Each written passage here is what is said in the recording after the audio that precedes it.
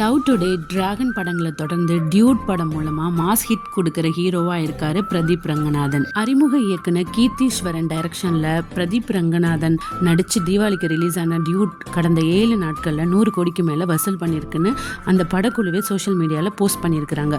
வசூல்ல சிவகார்த்திகேயனையே மிஞ்சிட்டாருன்னு சொல்ற அளவுக்கு hat trick hit கொடுத்திருக்கிறாரு பிரதீப் ரங்கநாதன். முக்கியமா இந்த படம் தமிழ் ரிலீஸை விட தெலுங்கு ரிலீஸ்ல தான் செம்மையா ஹிட் கொடுத்திருக்கான். கோமாளி படம் மூலமா அறிமுக இயக்குனரான பிரதீப் ரங்கநாதன் ஜெயம் ரவியை வச்சு பெரிய ஹிட் கொடுத்து யாரடா இந்த பையனை திரும்பி பார்க்க வச்சாரு. லவ் டுடே படம் மூலமா ஹீரோவா அறிமுகமானப்ப இவன் என்ன தனுஷ் மாதிரி இருக்கான், மூஞ்சியே சரியில்லையேன்னு சொன்ன அத்தனை பேருக்குமே அந்த படத்தோட வசூல் 100 கோடி பதில் சொன்னுச்சுன்னே சொல்லலாம். பிரதீப் ரங்கநாதன் இப்ப இருக்கிற இளைஞர்கள் மத்தியில ஒரு பெரிய ஸ்டாராவே ஆயிட்டாருன்னு சொல்லலாம். இவரோட அடுத்த படம் விக்னேஷ் சிவன் இயக்கத்துல லைஃப் இன்சூரன்ஸ் கம்பெனி வர டிசம்பர் 18 ரிலீஸ் பண்ண போறாங்களா. அந்த வகையில பிரதீப் ரங்கநாதனுக்கு இந்த படம் 4வது 100 கோடி வசூல் படமா இருக்க போகுது.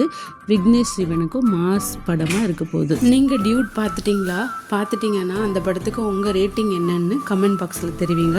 இந்த வீடியோ பிடிச்சிருந்துச்சுன்னா லைக் பண்ண மறக்காதீங்க. நன்றி.